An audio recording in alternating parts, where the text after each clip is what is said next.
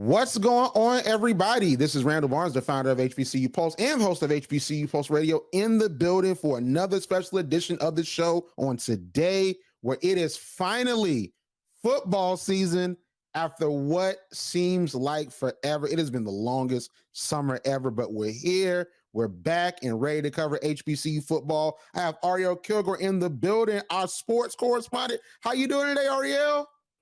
Listen, it's been a long week, but I don't know why. It's just when football season hits, all your problems melt away. You hear football season, it's like, who cares? Like we're ready to go. I'm ready to lock in. I'm ready to not be bored anymore because it's been a freaking long summer. But it's football season, Randall. It's football season. College football starts on this Saturday. The MEAC SWAC Challenge, HBCU football is back. It's this weekend, which means football is back. And this year's matchup for the MEAC SWAC Challenge is really interesting because it features a rematch of the 2021 Celebration Bowl between Jackson State and South Carolina State. So it's a lot going into this game. So I got to ask you this to start off, Arielle.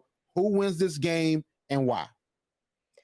I don't even think it's really who wins the game, but if we had to choose, I'm thinking South Carolina State is going to make a redemption in this version of the MEAC SWAC Challenge. But I don't think it's really about who wins the game. I think it's about how tough these teams are. They're both on different spectrums of the scale this year. Jackson State is basically rebuilding their leadership. They still have tough players. They still have dogs on their team. And I'm not saying without Deion Sanders, they're not great. But when you have new leaders and you see it in the NFL and you see it with different coaches, especially with Florida State when they lost their coach and they've been rebuilding for the past 4 years, it takes time to learn what a coach is like. And I'm glad that they pulled from their staff, that TC Taylor has been there. He knows what's going on. He knows those players. And I believe Deion Sanders left them in good hands. But it's just going to be new for everybody, trying to figure out how he works, what kind of plays he loves to run, what is he most dominant with. Is going to be the pass, is going to be running. Are they really good on special teams? Are they really bad on defense? That's what we're trying to figure out.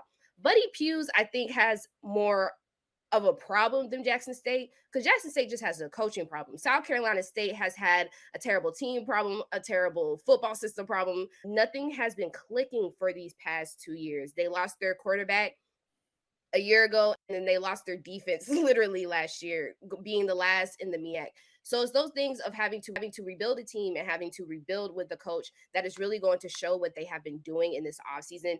Personally, to me, I feel like Jackson State, without an identity, is going to struggle a little bit no matter how good you are. And I think this is an opportunity for South Carolina State to pounce on that and to use that as momentum and to revive their football program. Because this is the past 2 years of seeing South Carolina State being dominated in easy games. So hopefully they use this weekend to build up on a quarterback. They had a two-system quarterback going on last year, which did not work. None of their backup quarterback and their starting quarterback could either get offense going, especially in the running game, which is essential and one of the things that South Carolina State is known for and plays a lot on.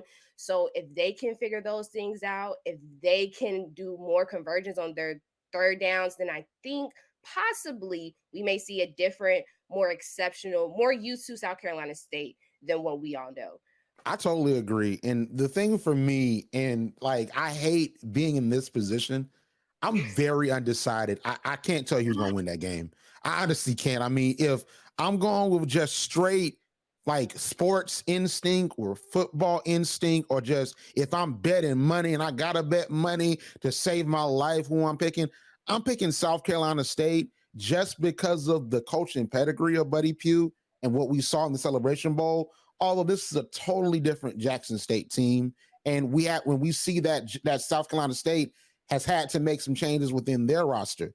But I just really undecided because I sort of want Jackson State like to win in a way, because I want them to succeed. Number one, because a lot of folks are saying y'all aren't proven, y'all only good because Deion Sanders was at Jackson State. And I'm like, nah, I want y'all to be good. Get back to the SWAC championship years. Bring it back to the Walter Payton years if you can. I want them to be great, but like I also want them, in spite of the possible success of Deion Sanders at Colorado, which I think Deion Sanders is going to have a better season than a lot of folks are saying.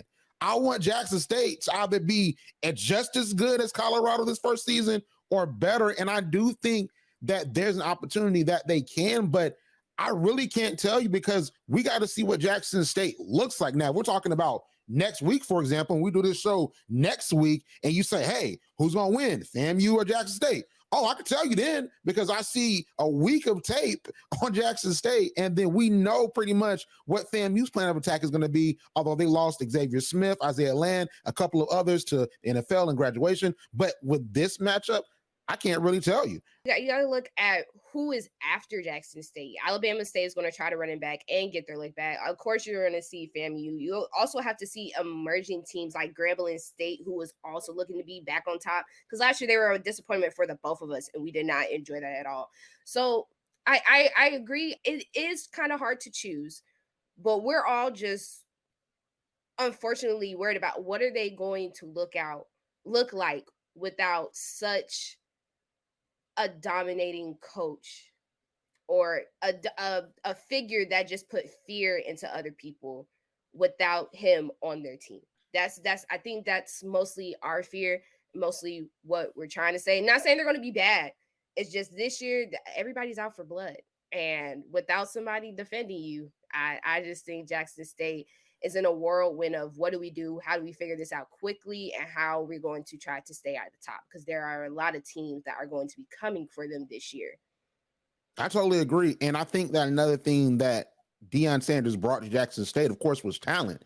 And oftentimes, we said this before, and we were unapologetic with it, even with the criticism that came from a lot of folks, is that we didn't really think Deion Sanders was that great of a coach. I mean, he was a good football mind, but tactically, he didn't put, the team in the best position to win. When you have so much talent and you have talent that sometimes trumps, the other team's talent, you're going to win more often than not because you have playmakers. So now you have a TC Taylor.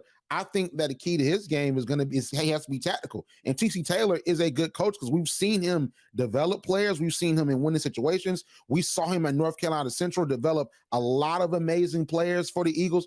So I think that TC Taylor is a good coach, and it's going to come down to, okay, what plays am I calling? How am I managing the game? What is my offensive and defensive coordinator doing? Do my players know how to manage the pressure? Do my players know how to manage third downs and fourth downs? How are we going to play the game?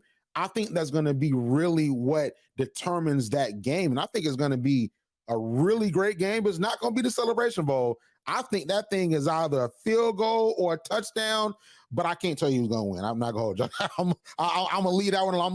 We're going to go with your pick. But I got to ask you this, Arielle.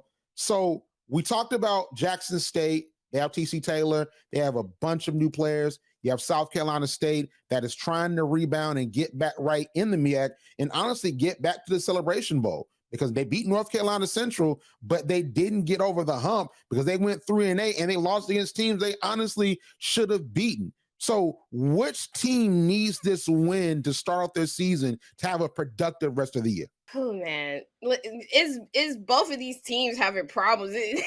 But I think the team that needs this the most is South Carolina State. I think Buddy Pughes has something to prove going into this season, proving if he's able to coach this team, not his talent and his ability to coach, but his talent and ability to coach this specific team, this team that needs to win majority of their games, not this team that needs to go back into the championship. They don't need to do that. I don't think this year that's something that needs to be proven. I think just what needs to be proven, what needs to be motivated within these guys is that we're actual winners. Winning runs in our blood. We are Celebration Bowl champions. We have been here before. We played teams like this. This is nothing new. So I think trying to reaffirm what's already in South Carolina State, what's already in their history is really important to them. So if anybody has to win this game, I'd rather South Carolina State win this game. I'd rather have a team that lost their sense of winning to be able to have that back than a team like Jackson State who just has to work underneath a new coach. The talent is still there.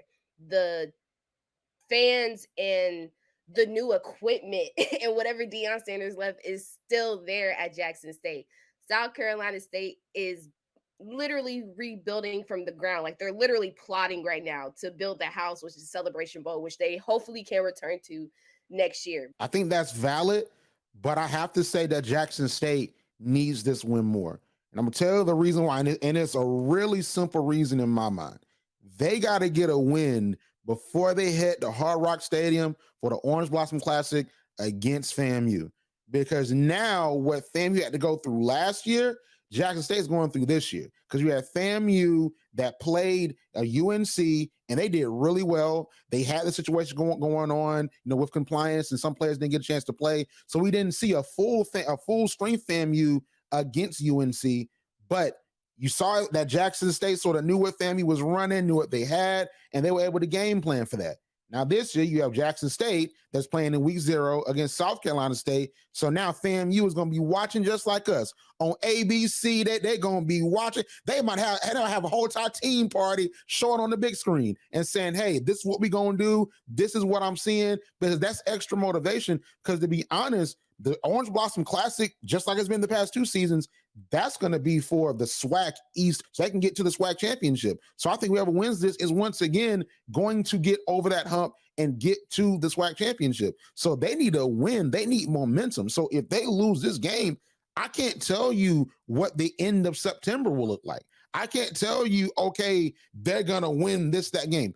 I think that the momentum is going to help them get over the hump this season post-Deion Sanders. And I think that fan base, which is an amazing fan base, they're going to always be there. They've always been there, leading the FCS in attendance. But they need that win to tell folks, listen, this is what we got going on. We're good over here. We've been winning SWAC championships, and we might mess around and win this year. So I think that Jackson State really needs to win more than anything.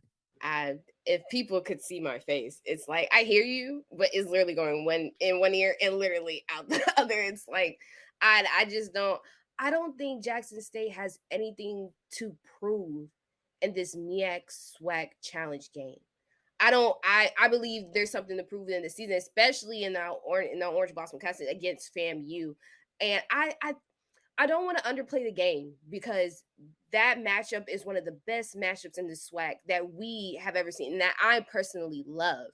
But when that happens, we'll deal with that there. It's not like Jackson State is going against Central again, or who was second in the MEAC, Howard, which was a real close second from outdoing Central.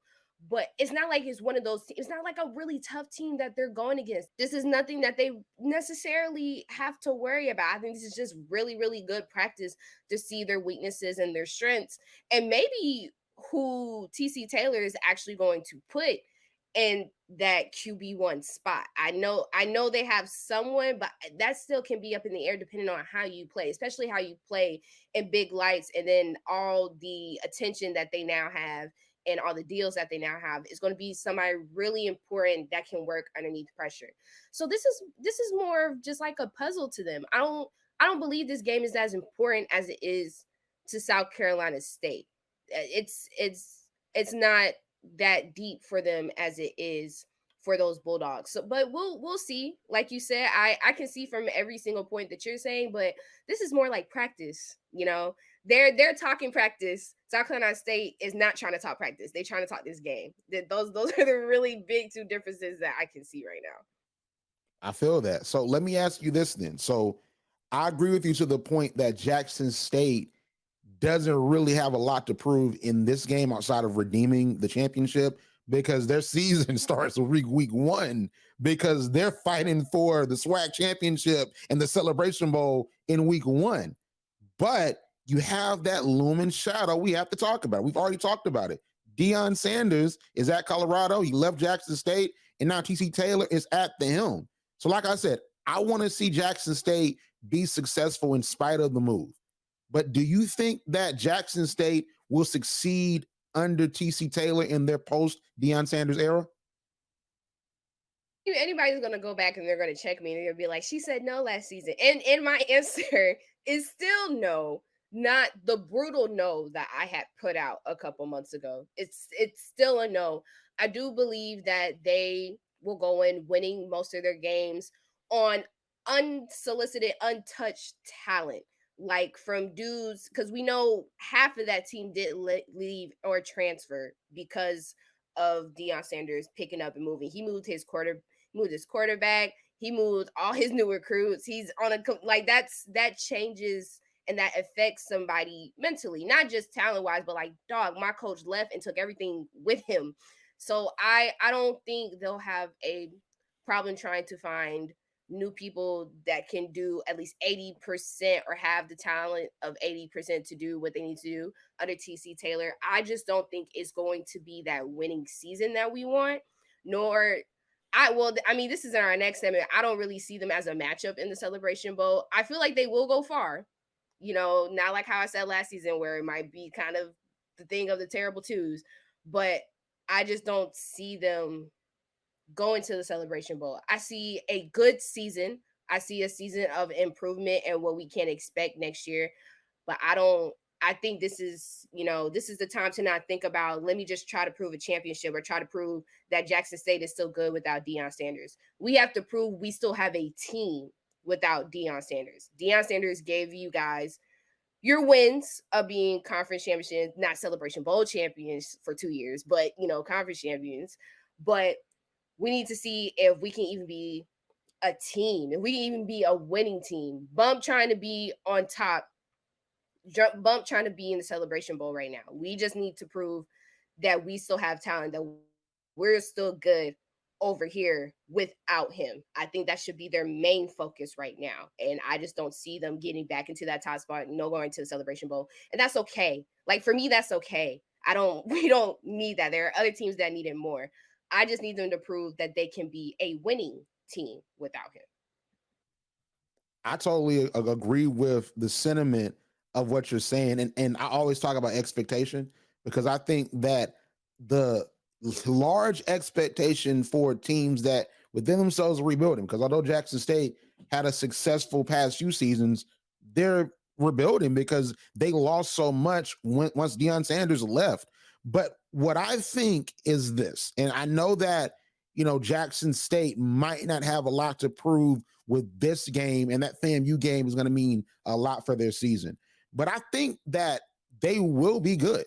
I think that we should make the expectation realistic. And I think some Jackson State fans are, but I think that they're going to be good with what they have because I think TC Taylor is going to shock a lot of doubters. Because looking at his resume and what he's done, TC Taylor is a good coach, and I think they have some good players, and they're going to get some wins. But to me, the test of the TC Taylor regime is winning this game, is making this game competitive, is the decisions that he makes, especially in a close game, which I think is going to be a touchdown or 2 touchdowns, maybe 7 to 10 points, maybe at the max 14, might be a field goal. What timeouts are you taking? What plays are you taking in and out? What formations are you running? Like, are you going for it on 4th down? Like, that coaching mentality, that strategic chess match between the legend and TC Taylor. Like, I think that that's going to be really what sets the season. If we see a good showing, win or lose, if we see a good showing there, because I'm not going to be like, oh, well, it's a South Carolina State loss, Jackson State loss. I have no dog in the fight. What I want to see is good football, and I'm going to call it how I see it. If win or lose, if I see that TC Taylor is winning this chess match, he's competing in this chess match with Buddy Pugh, I'm like, okay, when he goes to these SWAC games, I think that they'll be good. But it's going to go down to what we see on Saturday. And I think that that's going to be the biggest test. But I got to ask you this before we move on. And you talked about it briefly when we started off. South Carolina State, 3-8 season. They beat North Carolina Central. And I know you and I were like, it's over. We wanted North Carolina Central versus Jackson State, but South Carolina State ruined it. But we eventually got it, and it was a great game. But like, they lost all the other games they really were supposed to win. So I want to ask you, what is South Carolina State going to do? Like, do you see them competing with North Carolina Central? Do you see them bouncing back? Like, what does this season look like for South Carolina State? I see South Carolina State ultimately being number 3 in this MEAC conference. I have a sneaky choice in this next segment about who can actually potentially beat Central. Just because of last season, because they were literally 1 game off. And I think the team I'm talking about, and I'm not trying to have spoilers, but they were literally 1 game off. I believe that South Carolina State is going to be number 3 in this conference. I don't think they are going to make it back. But I'm intrigued and excited to be wrong. I love being wrong. I've been wrong before.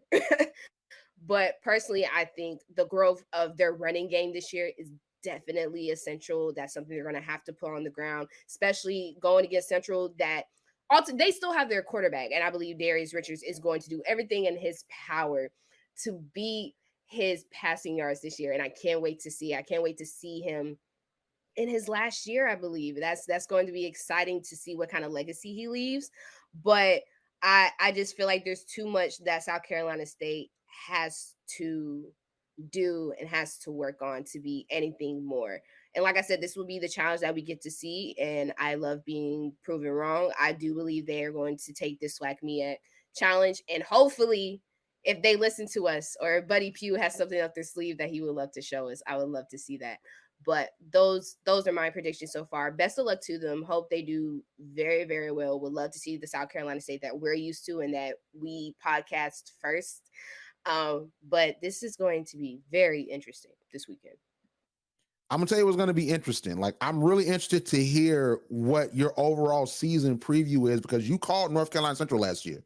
Like, you went after the Aggie Eagle Classic, you said Davius Richards is that guy. They're gonna be really good. So you called it even before me, because I was looking at Benedict and D2. I was locked into D2 last year. I'm like, Benedict is really good. Fort Valley's doing really good. So you were like, no, North Carolina Central, they're gonna be those guys. So I'm interested to hear who you think the MEAC champion is going to be, and how do you think the MEAC is going to shape up in general?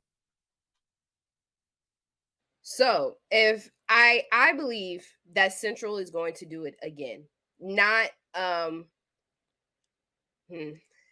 trying to choose my words very carefully. Central is going to do it again, and it has to be a dominant performance, because I believe the only team that could take this away from them is Howard.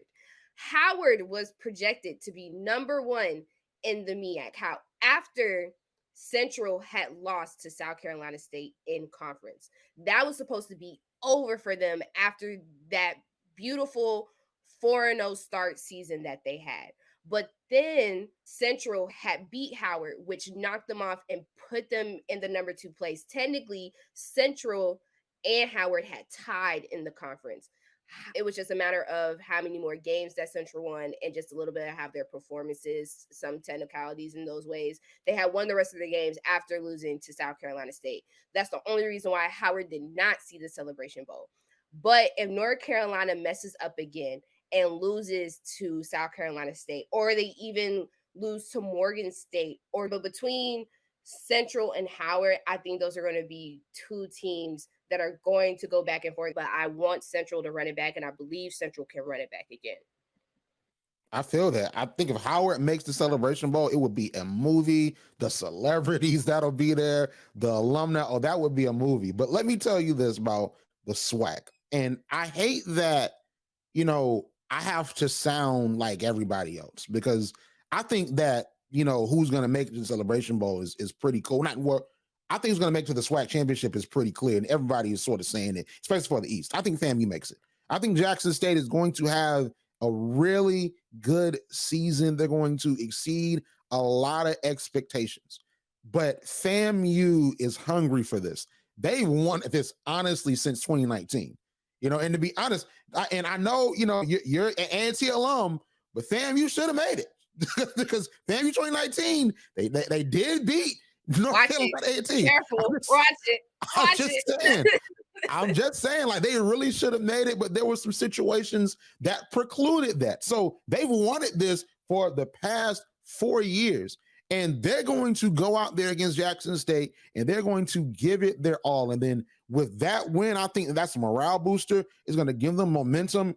And I could honestly, they might go undefeated or win or lose. They might go undefeated or lose like one game. They might lose that South Florida game.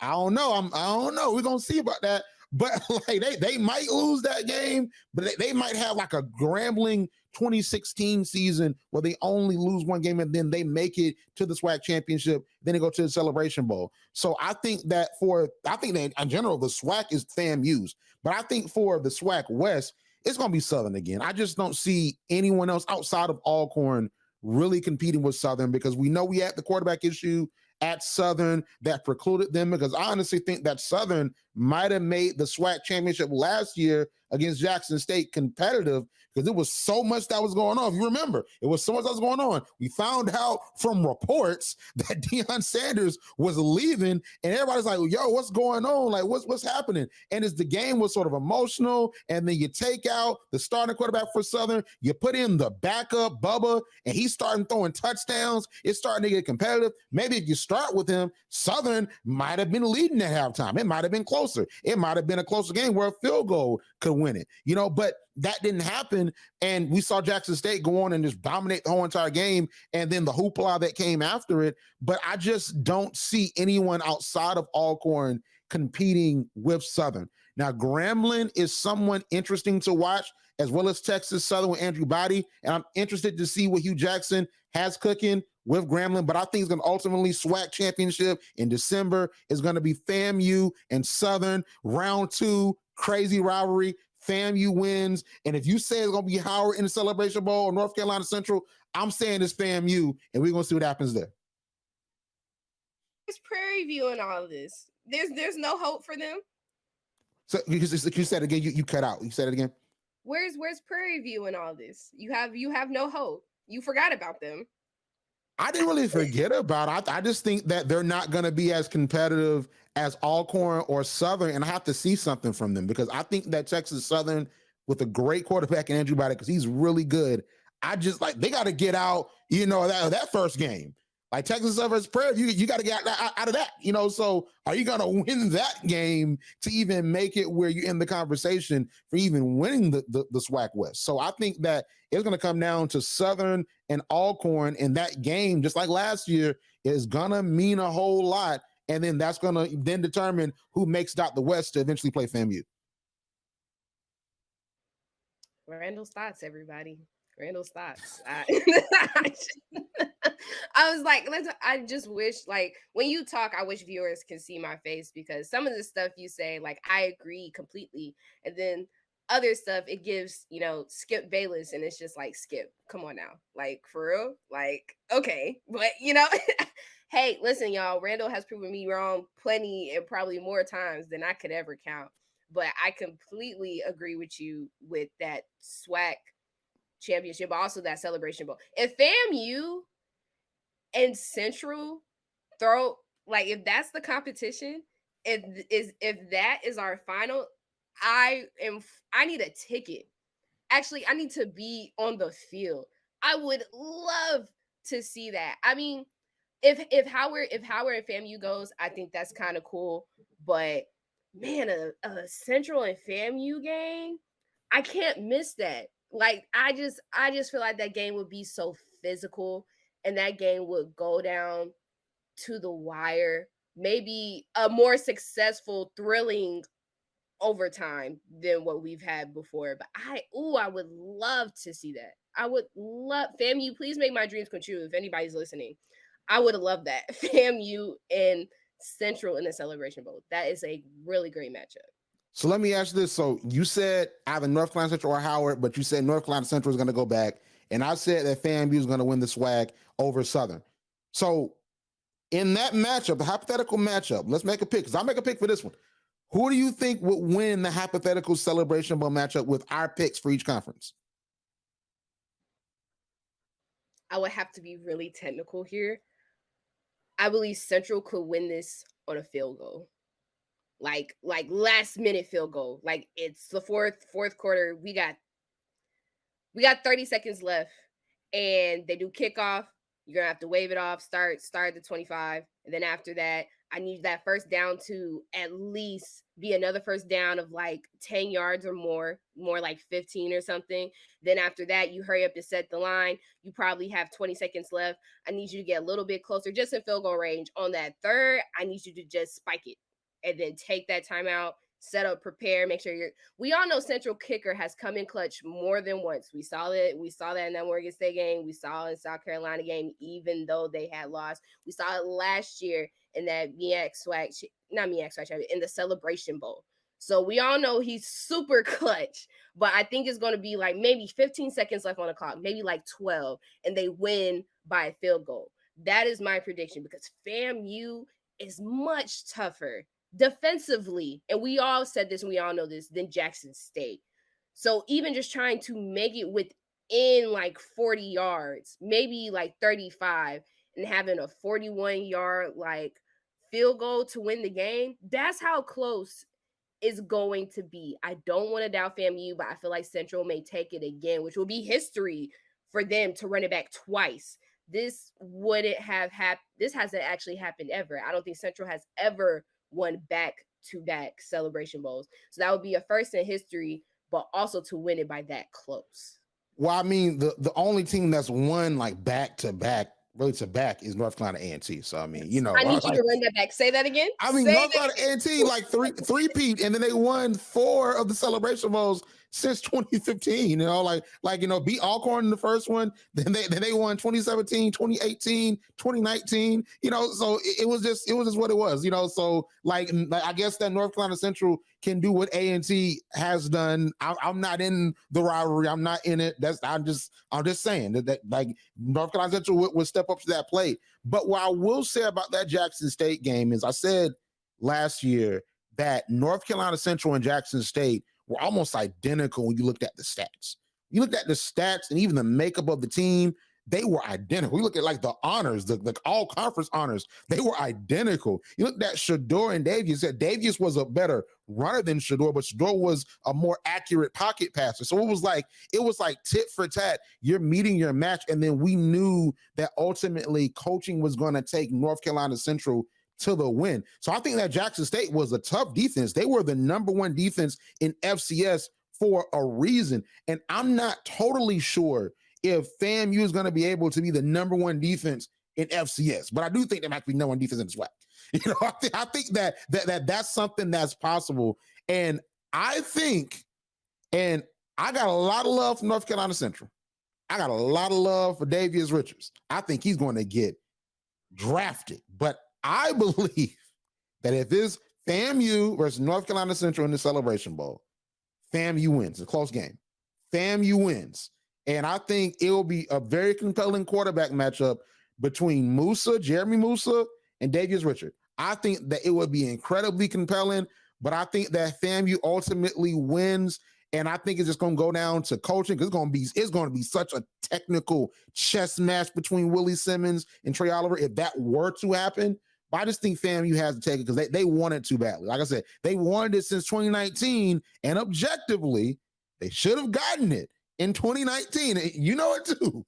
Objectively, they should have got, because they did beat. I watched the game back a few weeks ago. They did beat Anti. It was a great game. They did beat. I was shocked. 2019. I was watching them in my dorm room, shocked. I'm like, what? Like, you know, but technically, you know, they should have got there. So they're gonna get it this year, in my opinion. It's all these technical Randalls. Almost doesn't count, Randall. You either have it or you don't. I'm sorry, guys. You either got it or you don't, which probably sets you up for this next question about my lovely, lovely Aggies. Go ahead and ask it, Randall, so I can go ahead and get off this segment. It does, because we have to talk about the HBCUs that are not in historically black conferences, because we got love for them too. We want to make sure that we cover them. So you have North Carolina A&T, you have Hampton, you have Tennessee State. So we're going to talk about it. And I want you really to launch the CAA, because North Carolina A&T is in the CAA and Hampton is going to be in his second season in the CAA. So I want you to tell me about North Carolina A&T and Hampton. So we're going to start with North Carolina A&T. How do you think North Carolina A&T will fare in a super tough conference like the CAA that's a little bit tougher than the Big South? You know, this will be A&T's, I think, I want to say, third year being outside in the HBCU conference. 2 years in the Big South, technically, after 2020, and then now you're in the CAA. So I believe right now that Hampton has a bigger advantage. Not bigger, just a better advantage, because they've been there. This is their second year. They kind of know what to expect. They know how to build a team around that. North Carolina A&T just factually has not been the best team when it comes to transferring conferences, but also you have a new coach, and also you're still trying to develop some of your okay talent into being good talent, especially offensively. There's been so many drops on our wide receivers. We don't have a connection between the quarterbacks and his offensive line. It's all just been kind of, we're going to go out there, we're going to play the game, we're going to follow the book. There's no, and there hasn't been independent thinking or necessarily let me show all of what I have on the field with A&T. And looking at their practices and talking to some of the players, they all feel confident. They all feel like that, hey, this could be our season, that possibly we can seek a playoff run. Maybe we can, get back to who we are. But I don't think A&T will ever be the same, because if you're going to stay out of these HBCU conferences, you're not playing HBCU.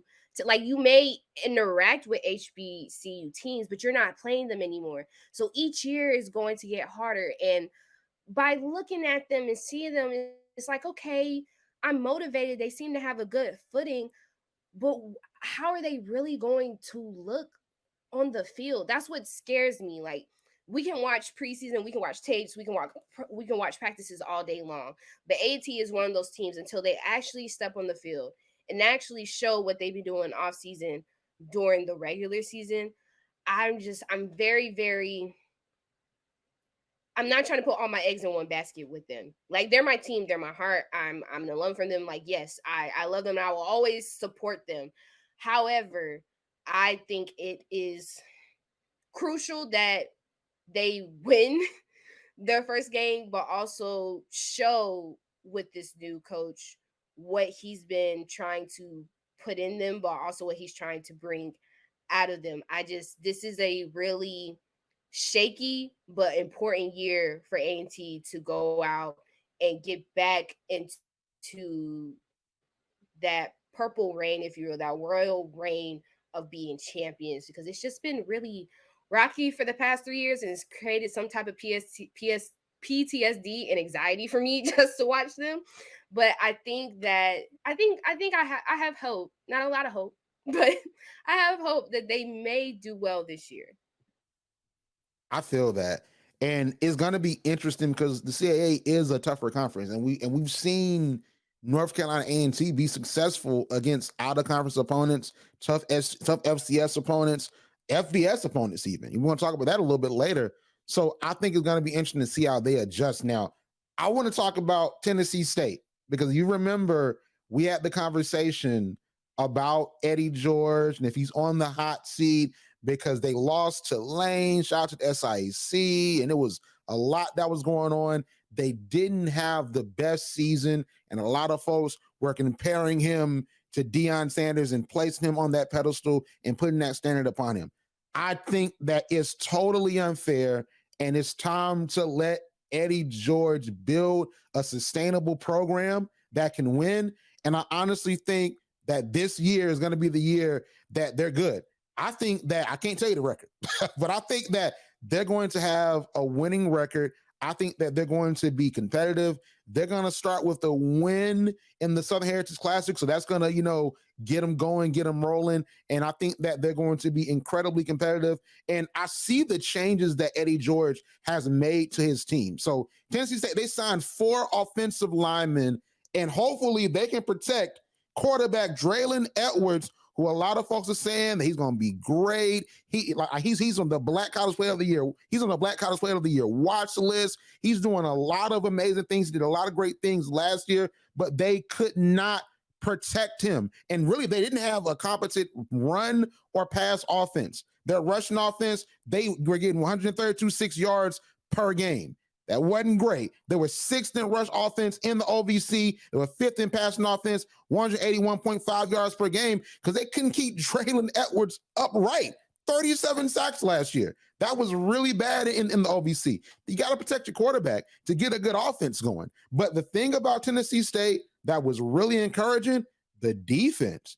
And no one was talking about it because, honestly, when it came to HBCU football, Jackson State was that good. Jackson State, in general, was the number 1 defense in the FCS. But you look at Tennessee State, they were number one in pass defense in the OVC. They allowed 190.1.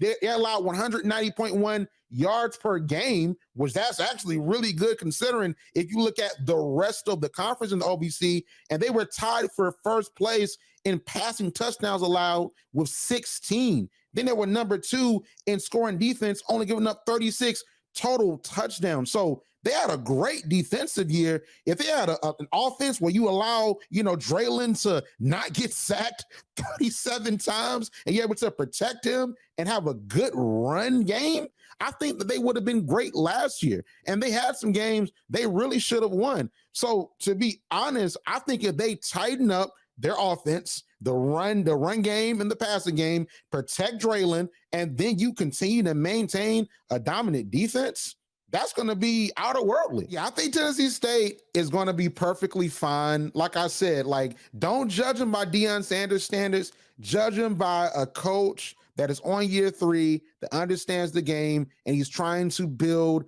a sustainable roster, and he had a really great defense. You don't fire someone with that great of a defense, especially if he comes back with that. So that's all I'm saying. But, Arielle, I got to ask you this. So teams to watch. I think that this season is going to be amazing for HBCU football. Honestly, even better than last year. A lot of compelling games. A lot of them are going to be streamed and shown on TV, shown on streaming services. So I want you to let us know, what team should we be watching this season? Definitely on my side, the MEAC side, where I hail from, Howard is definitely going to be a team to watch. Central is going to be a team to watch. And I know everybody expects me to say South Carolina State. And I know I said that they were going number 3, but that does not mean they're my number 3 team to watch. I think we definitely have to watch Norfolk State, just because they are a sneaky team that come up and take anyone that's trying to take the lead out. So those between Central, between Howard and Norfolk State, I think those are my 3 teams to watch. I feel it. So for me, it leads into the 3 games to watch. And you took the thought right out of my head. Week 11, North Carolina Central versus Howard. You said Howard might make the Celebration Bowl. Trey Oliver is going to hear this. He's going to be like, bet. Because Howard's walking around, shout out to Howard University, they're walking around with championship rings because they were the co-champions. So they said, we got the championship rings, we got really big rings, we doing really big things like Drake and Future, and what a time to be alive. So they're like, listen, we the champs too. So now we're going to walk in and take your championship. We're going to the Celebration Bowl. We're going to pack out the Mercedes-Benz Stadium with all the affordable food. Because I saw it on Twitter. They got affordable food. $20, you get you.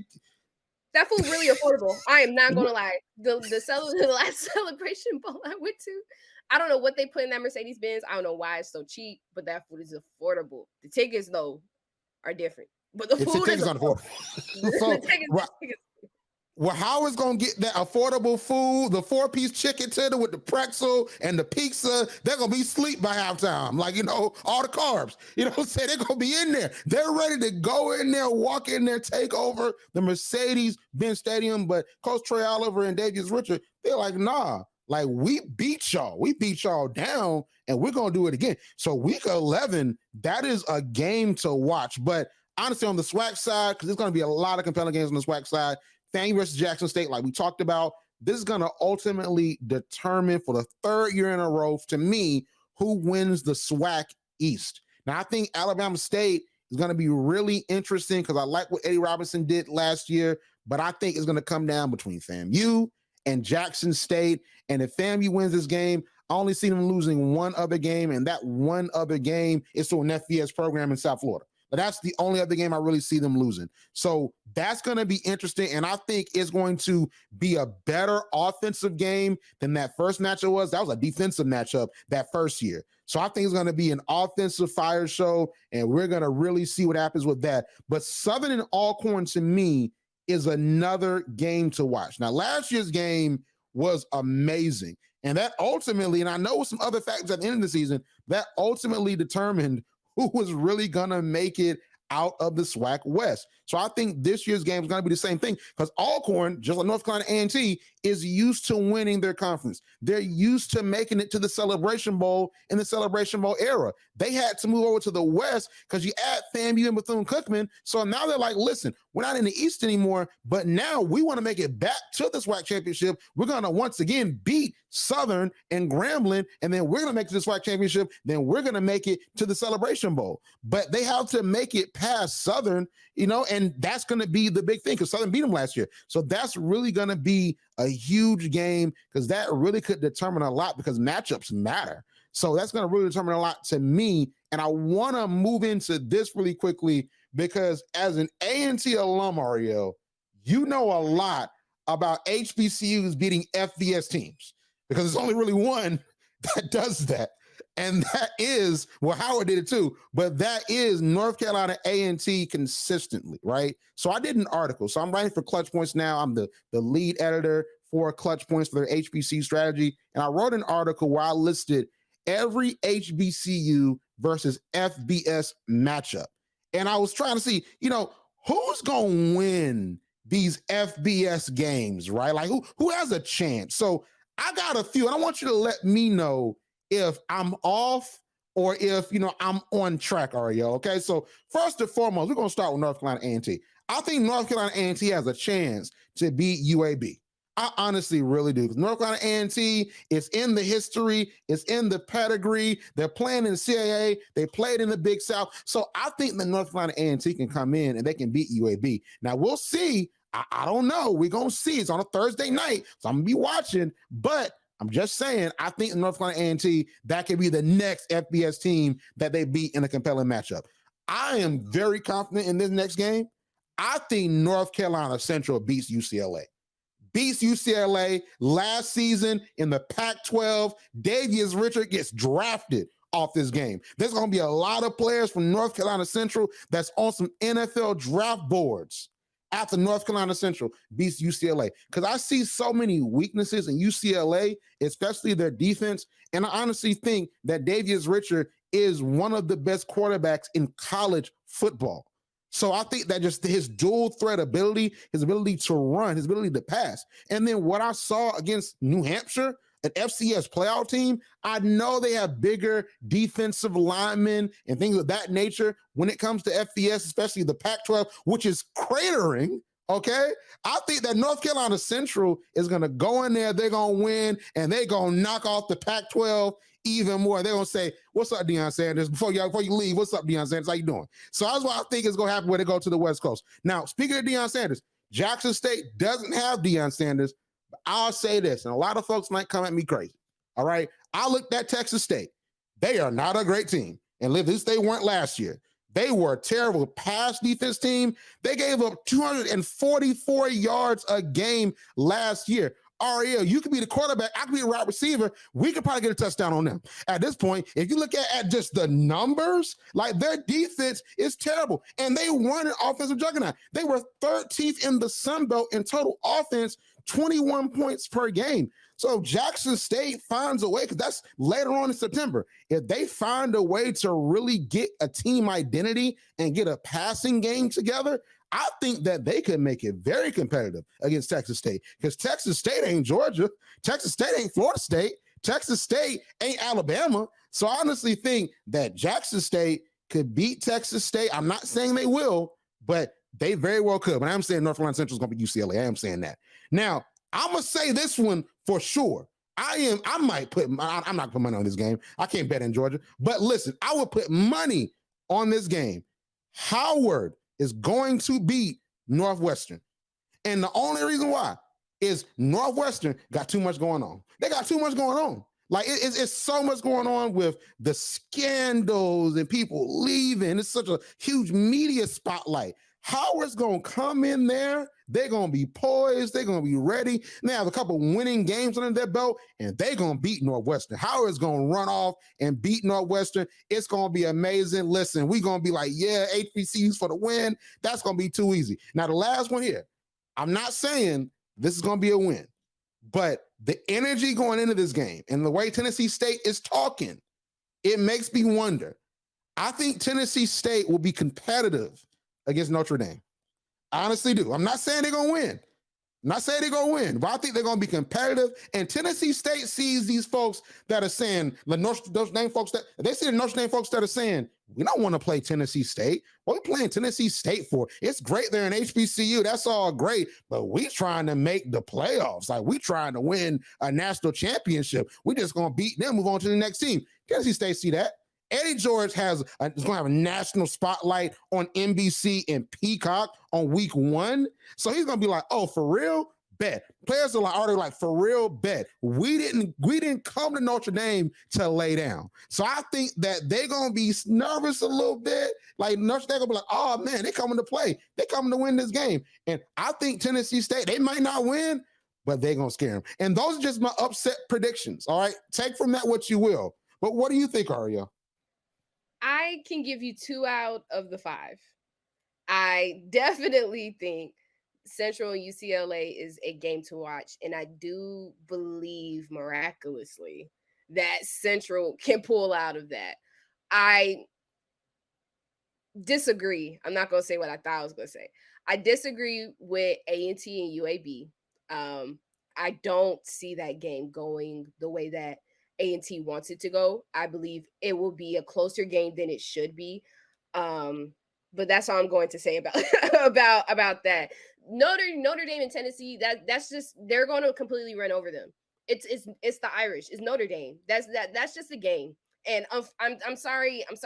That's not the one thing about Eddie George. He talks big, and I love his aspiration. I love his ability to see the positive and be so optimistic. But his optimism is not going to get him far in this Notre Dame game. They have some inner workings of conflict themselves about not being one of the most dominant teams in the past 4 years that they have been. But that Tennessee State and that Notre Dame game, no way is that ever going to be possible. Howard Northwestern, and we've been covering this at my station at Scripps. That scandal completely put a rift in that football program. I personally would not be shocked if they opted not to play at all, because there's too much going on. And I think some of these coaches, and not necessarily players of other teams, but coaches may be leery of trying to connect themselves in that media with Northwestern. Out of all of them, out of all the definite wins, it was only 2. That is probably like an official yes. Like, they're completely going to own Northwestern, and that's going to be the end of that. All these other games, though, Rand, I love how you're trying to see them from a positive light, especially my beloved A&T. I just don't think they're part of that winning game, and that's okay. So let's talk about players to watch. So you talked about teams to watch. I talked about possible games where wins could occur.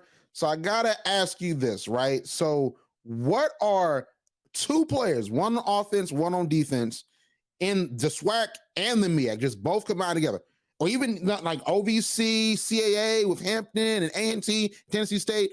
What are 2 players, offense, defense, that we should be watching this season? The SWAC is not, like, they're on my mind. They're just not, they're not there for me right now. I do have 2 MEAC players. Offensively, of course, we already know what I'm going to say. Davius Richard, he's going to be the main one that I am looking for offensively. Just see if he can outdo himself, which I high key is impossible with the stats that he put up last season. I high key think it's impossible. He's always proven us wrong. He proved that he could be QB1 going to Central, that just became number 1 out of nowhere. He is my player to watch offensively. Defensively, though, I'm still staying in the MEAC, is going to be Kenny Gallup Jr.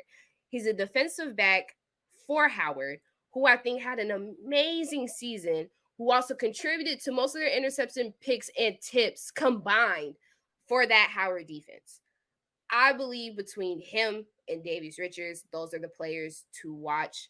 Of course, the SWAC has players to watch. I just wasn't there. That wasn't my assignment, Randall. You assigned me to the MEAC, and that's where I'm going to stay.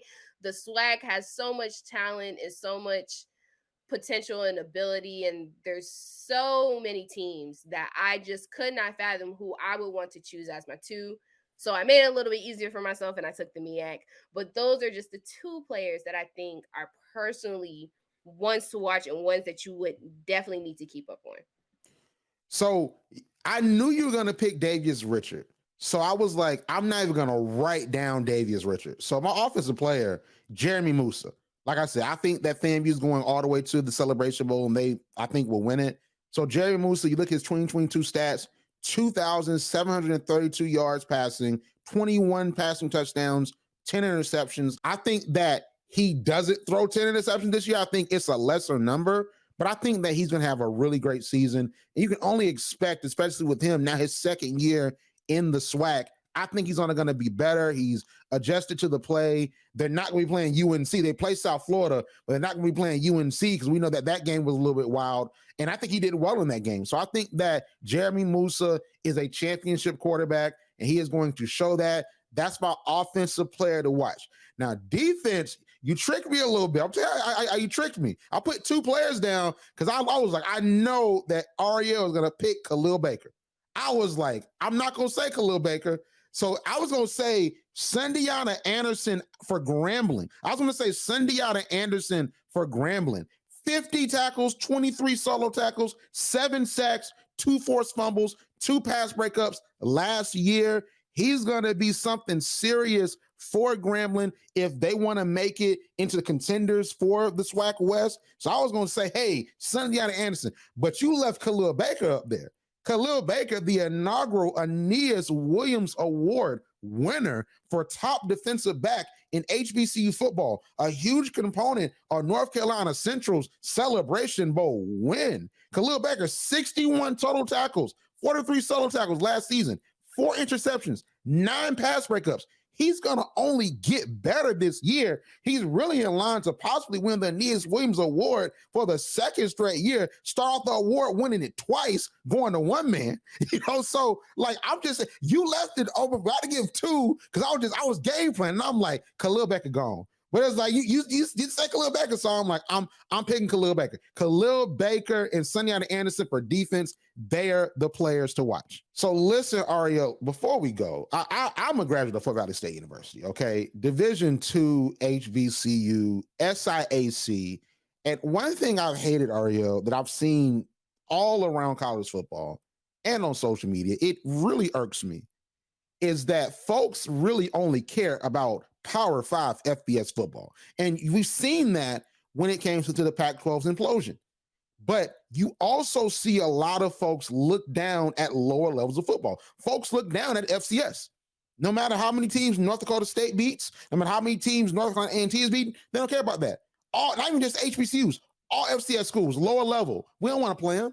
But even more so, Division II schools, they just think we Pop Warner. They think we Pee Wee football. So on this show, as you know, Arielle, we got to show love to Division II. So real quick, I want to give you my predictions for how Division II football is going to go for HBCUs on this season, the SIAC and the CIAA. So the SIAC, we're going to make it real simple and brief because it's really real quick for both conferences. Fort Valley Benedict, 2 best teams in the conference. We're going to a non-divisional schedule. So that means that the championship is going to be the number 1 and number 2 teams in the conference, unlike last year. So Fort Valley, Benedict was number 1. Fort Valley was number 2. So they were number 1, number 2. Benedict beat us down 45-13 for our homecoming. They called themselves homecoming crashers, and I guess they were, and they went on to be undefeated, beat Tuskegee, make it to the playoffs. They won the SIC championship. Fort Valley sees what's going on. We know what's happening. We're going to have Benedict versus Fort Valley on ESPN2 later on in the season, and Fort Valley, I think, is going to win that game. Benedict's going to win the rest of their games. Benedict's going to be like, oh, you beat us on ESPN2 in 71 million homes. So guess what? We're going to run it back. So we're going to run it back in the SIC championship. We're going to make it happen in that way. And I honestly think that Fort Valley is going to win this year. I don't want to be biased. I really don't. And I'm going to call it how I see it. But to be 100% honest, I think that Fort Valley is going to beat Benedict. I think that Benedict had a magical run last year, and I think they're going to be just as good this year. You have to give that reverence to the champions. But I think that Fort Valley has a lot to prove. I think that Kelvin Durham is an amazing quarterback, and he's going to lead Fort Valley to the win. But Benedict's going to be really good. You got to always look at Albany State. Tuskegee wants to smoke, but I just think it's going to come down to Fort Valley and Benedict. So CIAA, listen, I thought last year, as you know, Arielle, that Virginia Union was going to be that team. They were the team to beat. They were going to make it all the way through. They were going to win the CIAA championship, especially after they beat Bowie. And Bowie's been the dominant team in the CIAA North. So they beat Bowie, but then they lose to Chowan. And Chowan makes it all the way to the CIAA championship. I thought they were going to take the CIAA championship and leave the conference, but Fayetteville State, in a compelling game, was able to beat them.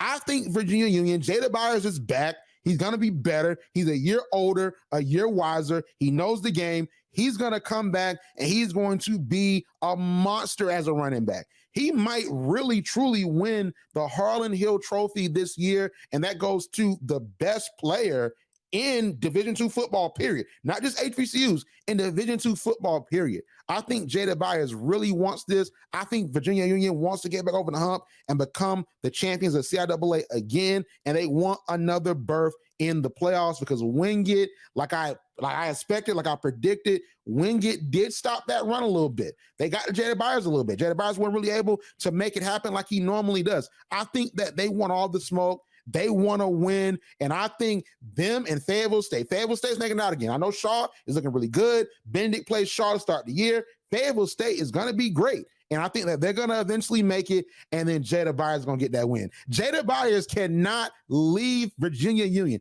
He's going to go to the NFL. He cannot go to the NFL without winning the CIAA championship. That is unacceptable.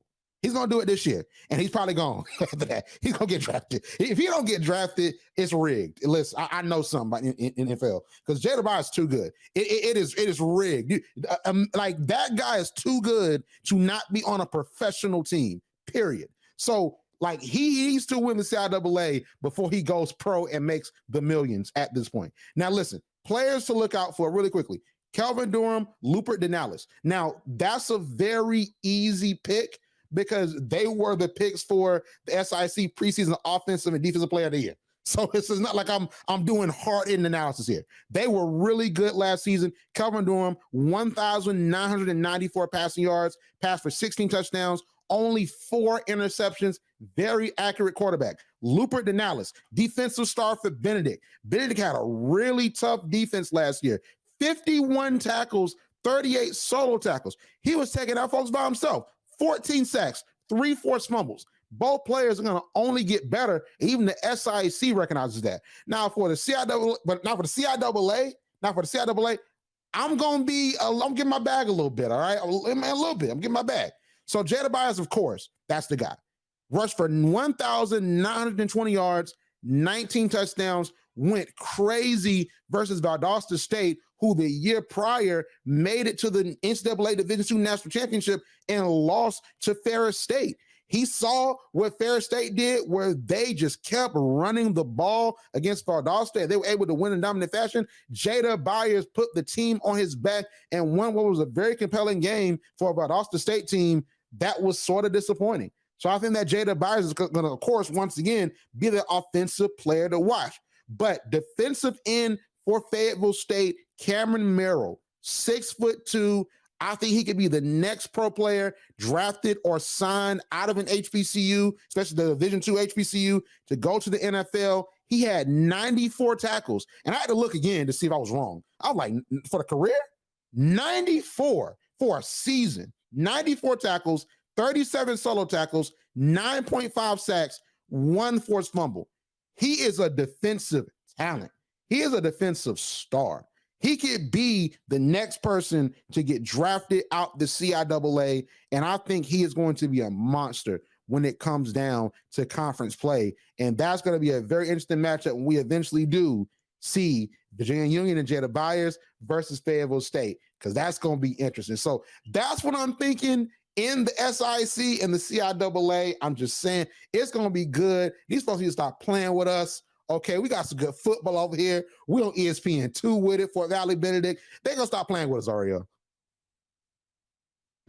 Hey man, I'm excited. Last year introducing this D2 segment, I learned so much and I ended up getting really into the games. You saw that. I'm over here texting you during championship, like, Randall, what is going on? Like, what is happening? Like, this wasn't your pick. Like, what like you got me especially into it, and we've got into it. So I'm super excited to see where these players go, these matchups go. I hope we get this SWAC matchup. That would be really great for you, but also great for me to see, like, what are y'all really talking about? I would love to see, and hopefully, Virginia Union, you had me in the ringer, and then they pulled that, and see, they almost got me out of character on the podcast. Had to let myself really back in.